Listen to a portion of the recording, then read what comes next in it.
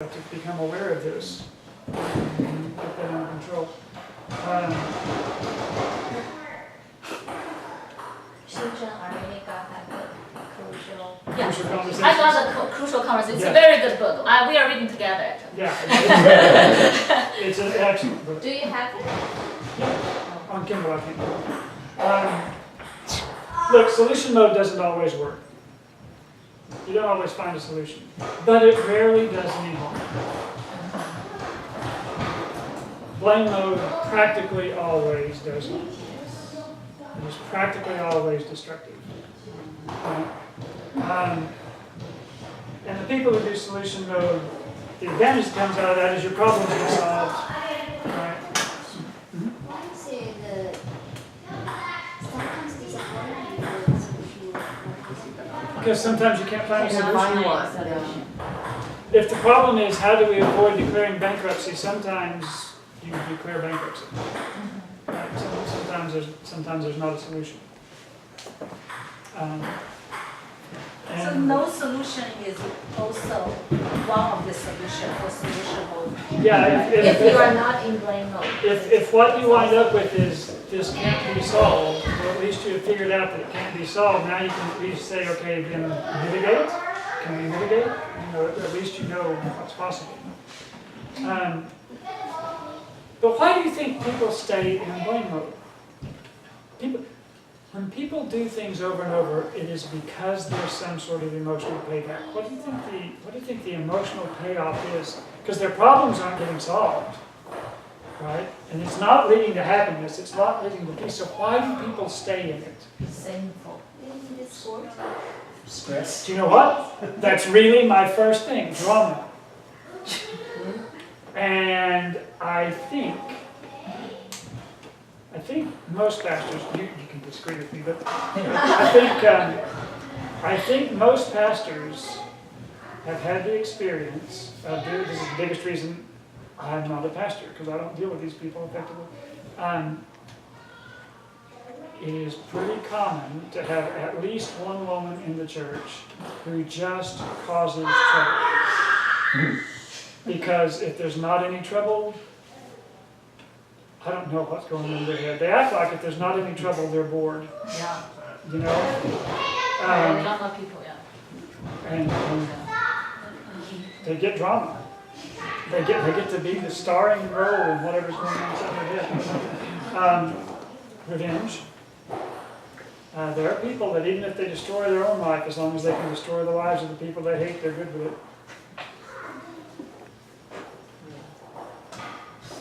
And pleasure. How can you find pleasure? There are people who hatred, well, pleasure in the sense that things that addictive.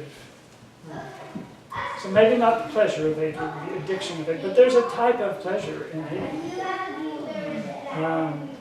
And blame mode, if you're addicted to hatred, then you live in blame mode because you can constantly find excuses to hate people. And there are absolutely people like that. So there are people enjoy. There are people who enjoy hatred. Absolutely. There are people who enjoy Some conflict. people in blaming mode and they talk about different things, but they enjoy the talking. Yeah. They're talking about something. Shared hatred is one of the most effective ways to feed a political movement. If you are running a political movement and you want to gain power, one of the most effective ways to tie people together and build a movement is to pick an enemy. Hitler, yes. In Taiwan. When we talk about China. In Taiwan. Shared hatred Yeah. brings people together. Set a public enemy. Mhm. United everyone else. Yep.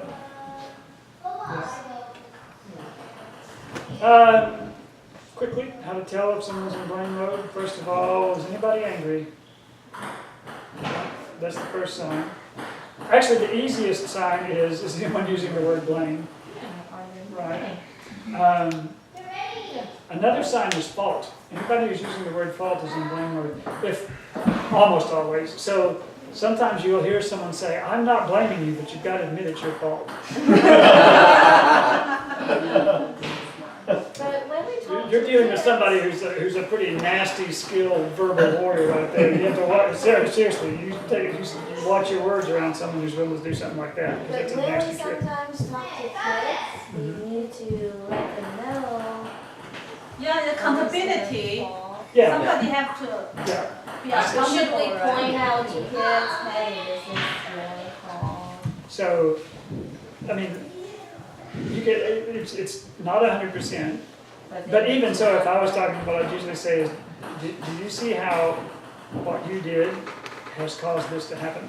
You don't use the I word. tend to avoid the word fault, just because most of the time, we automatically react to the word fault. The same way I was talking about last week about how we automatically react to the word sin. That our culture has trained us to, when we hear someone use the word sin, to automatically assume anyone who uses that word is in blame mode and is all the unpleasant things. The word fault, most of us function that way. So Yeah, I would like to say one thing about our culture. There is a belief saying that 知耻而后勇, which means if a person who makes the mistake, they really understand that it is him himself making the mistake and cause the problem. He will feel ashamed, and then that shameful feeling will become the driving force to make him to make a strong resolution to correct the mistake.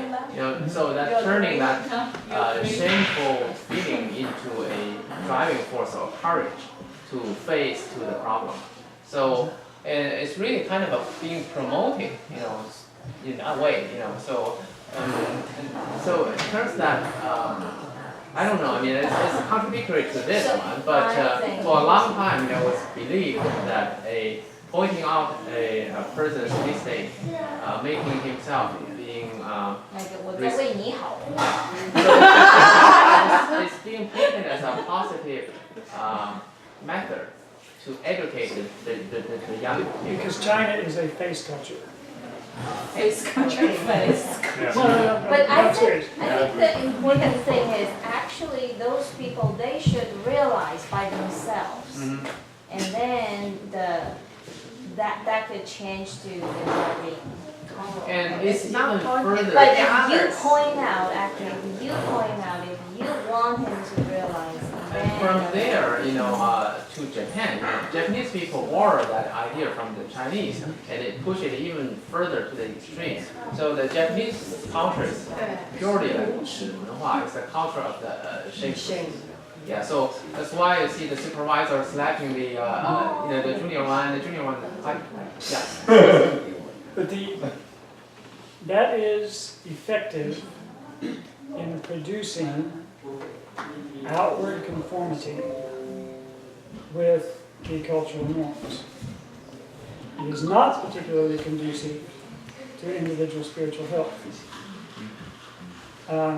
That is a good way to get to make sure that even if someone, that people outwardly comply. Right? So you mean it's more effective and good for the crowd, but individually Right. it's harmful. Individually, right, individually, it's not necessary. This is the other thing, someone using the word victim, and again, if someone points out that my behavior is part of the problem, is this good news or bad news? So these are ways to be able to tell. In the short term, it's mostly a matter of controlling anger and fear, which could be a different topic. Once you've got, I said you've got to get your brain back functioning.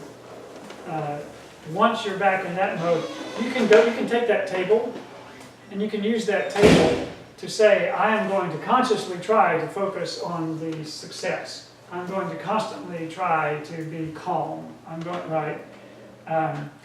None of it is useful as long as you're still wound up. So the first thing is to get yourself back to where it's really is physical breathing exercise. The best thing actually is if you can laugh.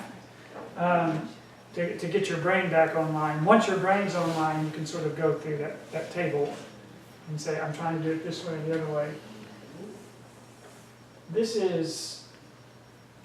I'm gonna run about 5 minutes over, if that's all right. No. We start late, that's why it's not your Oh, fault. yeah, yeah. It's a big word. That's registered.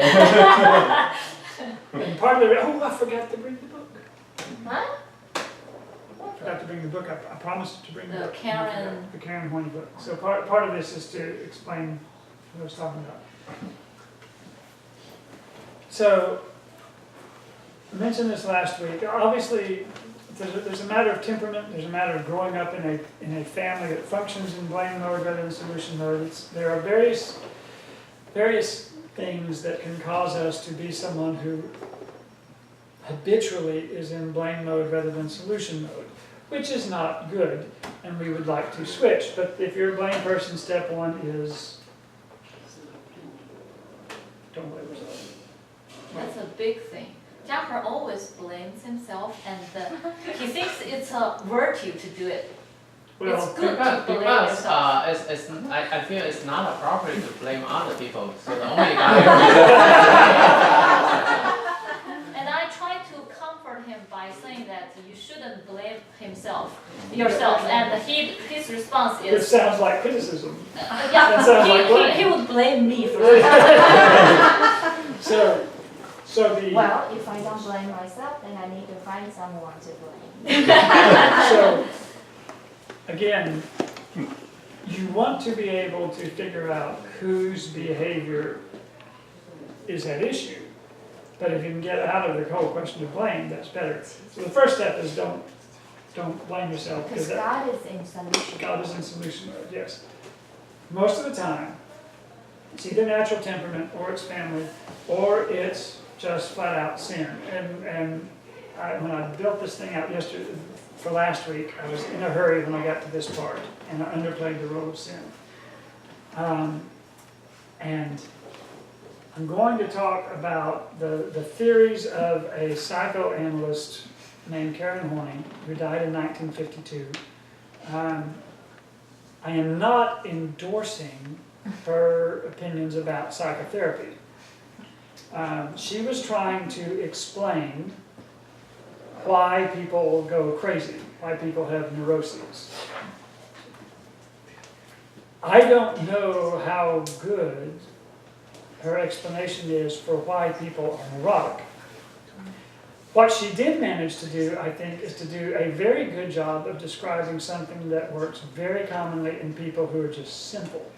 In other words, I think she was doing a pretty good job of describing not neurotic people, but describing sinful people. So I have no idea to what extent it's useful for psychotherapy, because I'm not a practicing psychotherapist, and I haven't read the literature, and I don't know clinical studies or anything else. But she started with the concept of the idealized, this is the book I was going to bring you, I forgot, is Neurosis and Human Love. She started with the idea of the idealized self. She is the person who invented that term, which is common in psychotherapy today. And this is, if we were perfect, this is who we would be. And it's actually, there's nothing wrong with having this. When I talk about being easy to please but hard to satisfy, all I mean by hard to satisfy is that as long as we are not here yet, we're not done. As long as this is a healthy idea of who we would be if we were perfect. As long as this means this is who I will be when I am the person God intended for me to be. When I am the word perfect in the New Testament, in both Greek and Latin, it doesn't mean what we think of, which is there's nothing wrong with it, it can't be improved. What it means is complete, finished. I am fit for purpose. I have mature, Paul uses the word mature almost as often as he uses the word perfect. Right? We're finished work. So as long as the idealized self is who we're going to be when God's done with us, then there's nothing wrong. We need to know who that is, because we need to know we're not there yet.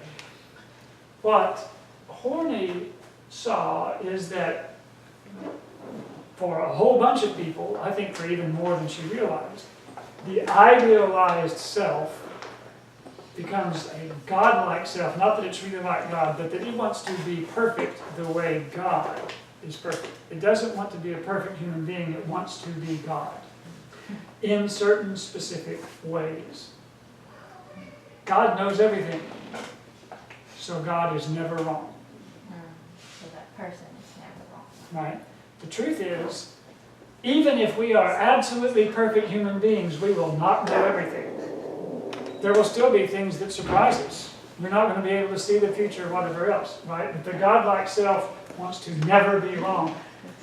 God never does anything evil. God's omnipotent. Whatever wants to happen, it always happens. Right? God never has to say, man, I wish this would happen, but right, in the image of the God-like self, God can always, other people just have to do what God wants because He's in control. This too is important. I think someone here has read the book Mindset. Who you read the book Mindset? You read it, right? So you guys know what I mean by the growth mindset versus the fixed mindset. God does not require growth. God does not need to improve. So to the God-like self, if I'm improving, that's not a sign that I'm getting better, that's a sign I'm not God. Right? Her basic insight was that the God-like self hates the real self for not being God and punishes it. And she looked at the various kinds of pathologies in the way we treat people. And in her mind, she successfully traced them back to someone who's always trying to blame other people. It always has to be the other people who are wrong because I wouldn't make a mistake. And the real self tries to find ways to get the godlike self to stop hurting it. So this was her basic idea. I don't know to what extent it describes what actually goes on in people's mind. Once I read it, I could see this happening to a certain extent within myself, but that's just speaking for me. What I will say is that if you watch how people behave, they behave very much as if this is true. So people, there is no logical reason why so many more people should want to feel smart than be wise. Right? Logically, you would think what we would want would be to be wise. But the way most people behave is that they want to feel smart, not be wise. So most people resent being shown where they're wrong. Logically, this is stupid, right? Logically, the person who shows us that we're wrong is helping us. But the person who's showing us that we are wrong is enraging the godlike self, which does not ever want to be wrong. So, again, I'm not saying that this is what really goes on. What I am saying is that people act this way. People act like you are attacking them if you say that they're wrong. And what Karen Horney would say is that you're causing their godlike self to attack them. You know, that you're kicking up the self-hatred that's going on. Now, again, I don't know that that's an accurate model of what's going on, but this tends to be how people happen, and this is the reason I think that we naturally, as sinful people, tend to be in blame mode, that human beings tend to be in blame mode so much more often than they are in solution mode, even though solution mode is so much obviously more useful. Because the godlike self is the absolute embodiment of blame mode. It is Satan's primary foothold inside us, because Satan's primary job, the very word Satan, he got his name because it's an Aramaic word that means either adversary or accuser. What he primarily does is accuses us and blames us. And there is a part of us that is happy to cooperate with him. And because of that, sinful people, I don't know if it's really because of that, but we work this way. we behave as if this is true. And therefore, even though it's easy to explain to people why solution mode is better than blame mode, and even though it's easy for people to see it, natural sin for people, our default mode is that when we make a mistake, when we do something wrong, when we don't get our own way, that our natural response is to get defensive, to behave as though we're being attacked, and to go into blame mode. And remember, and I've always thought it interesting, because Karen Horney was an atheist, but I've always thought it interesting that by the end of her life, she wrote this book 2 years before she died. She wrote it in 1950. God can use them too. I've always thought it was interesting that where she wound up is believing that the root of almost all our problems, From Adam and Eve. you can be like God, right? That she wound up putting the root of all of our problems at the same place that the Garden of Eden put the fall of man. That the temptation of Satan was, you can be like God. So you can use that if you find it useful. So the book was actually, I saw that she wrote a few books. The books that you read were actually, the one that talks about God like ourselves is, It's her last one.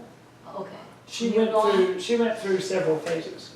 okay. Right, so the Karen Horney who wrote Feminine Psychology is not the Karen Horney who wrote Neurosis and Human Growth. Neurosis, human neurosis is the Yeah. one that you read. So because at the base of it, blame mode is fundamentally an issue of our being sinful. The real solution to blame mode is the same solution for all of our other sins. It's sanctification. So spiritual disciplines, that particular book is a book I think every Christian should read. Since we're past time, I'm not going to talk about it anymore. Spiritual disciplines, help from other people, grace of God and the Holy Spirit, and most of all, time. Right? It's not going to turn around. But so, getting ourselves to where we don't naturally react in blame mode is just like getting ourselves to where we're not selfish. We're getting ourselves to where, we're in control of our lust. It's a matter of sanctification. It is fundamentally a sin problem. And so fundamentally, the long-term solution is the same as the solution to any other sin that we have. The short-term solution is specific, right? The short-term specific solution is the techniques to get us out of anger, get us out of fear, get our head back down, go through that risk. But long-term, all of that other stuff really comes back to stuff that we can do with our heads. But the problem doesn't get solved till it's in our heart. And for stuff to move into our hearts, it takes this. So, and I think we'll stop there. The rest was about comfort mode and solution mode, but this is a good place to stop.